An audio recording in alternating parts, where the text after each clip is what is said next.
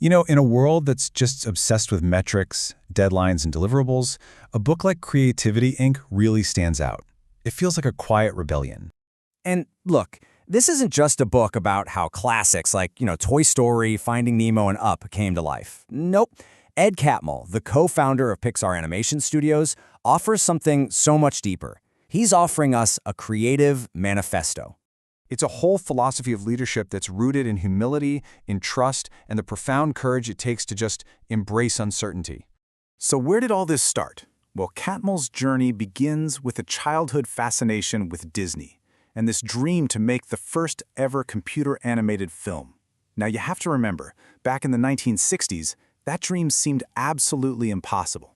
But as we're about to see, impossibility is often the true birthplace of innovation. His path wasn't a straight line. It led him from academia to George Lucas's Lucasfilm, and then eventually to co-founding Pixar alongside two other absolute visionaries, Steve Jobs and John Lasseter.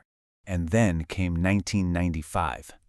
The release of Toy Story wasn't just a technological milestone, it was a genuine cultural moment that changed storytelling forever. But Catmull is so quick to remind us, the real magic of Pixar wasn't just in the pixels on the screen. It was in the people, the process, and the relentless protection of creative integrity.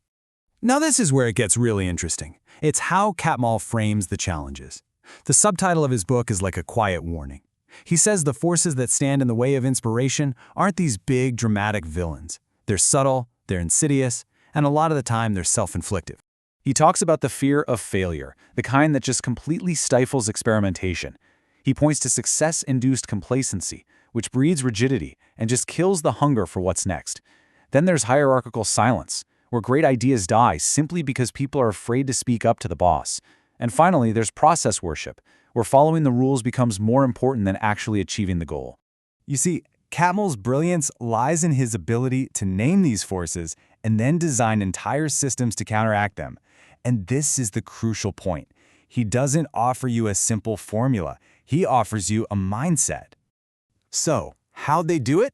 At Pixar, creativity wasn't just something they hoped for. It was actively cultivated, protected, and nourished. And this was done through a few key, repeatable practices. First up, the brain trust. This was basically a sacred space where directors received radically honest feedback from their peers. And the rules were simple. No authority, no ego, just truth in service of making the story better. Then, the used postmortems. So after every single project, teams would reflect on what worked, what didn't, and what could be done differently next time. And the goal was never to assign blame, it was always to learn. And there was Notes Day. This was a company-wide event where every single employee, from the animators all the way to the accountants, could voice concerns and pitch ideas. It wasn't a PR stunt, it was a genuine act of listening. And that's when you realize these practices weren't just about making better films. They were about making better humans, more open, more resilient, and more connected to one another. This all leads to Catmull's view of leadership, which is just so refreshingly human. He sees leaders not as controllers or, visionaries on high, but as stewards, almost like gardeners, creating an environment where great ideas can flourish. He tells us, you are not your idea, and if you identify too closely with your ideas, you will take offense when they are challenged. Think about that for a second. He also makes this really critical distinction. It's not the manager's job to prevent risks, it's the manager's job to make it safe for others to take them. And he's constantly warning everyone, don't confuse the process with the goal. The process exists to serve the goal. Maybe one of the most powerful and honestly comforting revelations in the whole book is this simple fact. Every single Pixar film, no matter how polished and beloved it is now, was once a complete and utter mess. Seriously, Toy Story 2 was nearly scrapped and just released straight to video.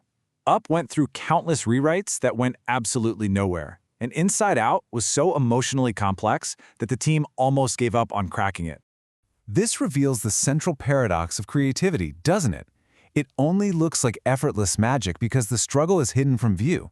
Catmull really lifts the veil and shows us the chaos, the doubt, and the relentless grinding pursuit of excellence that exists behind every single frame.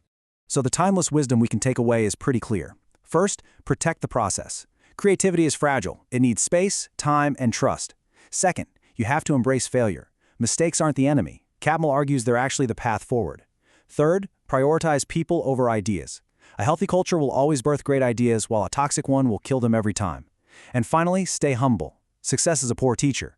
The real work is to keep questioning, and even more importantly, to keep listening. At its heart, Creativity, Inc. really is a love letter to the creative spirit.